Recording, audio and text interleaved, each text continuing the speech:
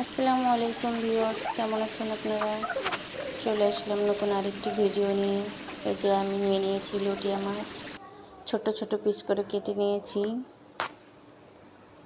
এবার আমি একটা রান্নার জন্য প্রস্তুত করব। দিয়ে দেবো পেঁয়াজ কুচি পরিমাণ মতো। পেঁয়াজ কুচিটা একটু বেশি দিবেন। পরিমাণ মতো লবণ, রসুন বাটা, শুকনা ঝাল বাটা,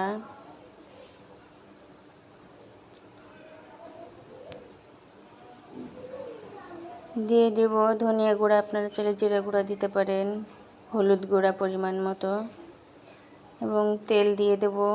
তেলটা একটু বেশি দিতে হবে। এবং নিয়ে নেব গরম মশলা অল্প পরিমাণে। এখন সব কিছু সুন্দর করে হাত দিয়ে মাখিয়ে নিব। মাখানোটাই মেন, অনেক সুন্দর করে মাখিয়ে নিতে হবে। দেখেন আমি সুন্দর করে মাখিয়ে নিয়েছি। এবার আমি এটা ফ্রাই প্যানে দিয়ে দেব।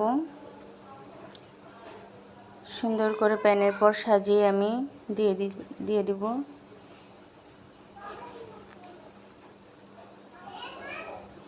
এই যে আমি দিয়ে নিয়েছি। এবার আমি চুলায় বসিয়ে দিব প্যানটাকে।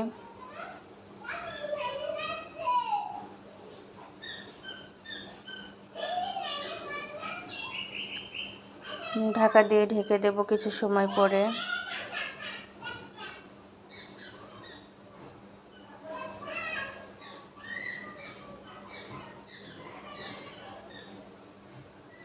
এরপর যখন এক পাশ এভাবে ভাজা হয়ে যাবে তখন উল্টিয়ে দিব। আমি প্যানটা চেঞ্জ করে নিয়েছিলাম, কারণ ওই প্যানটা দিয়ে হচ্ছিল না আমার।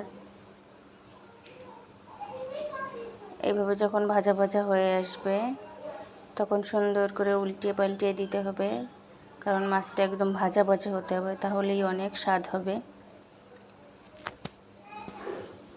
তো এই যে আমার রান্না কমপ্লিট, আপনারা দেখতেই পাচ্ছেন, দেখতেই কতটা লোভনীয় হয়েছে।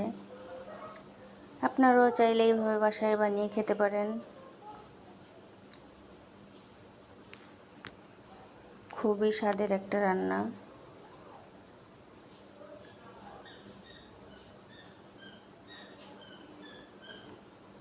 এই যে আমার ছেলে খেতে বসে গেছে।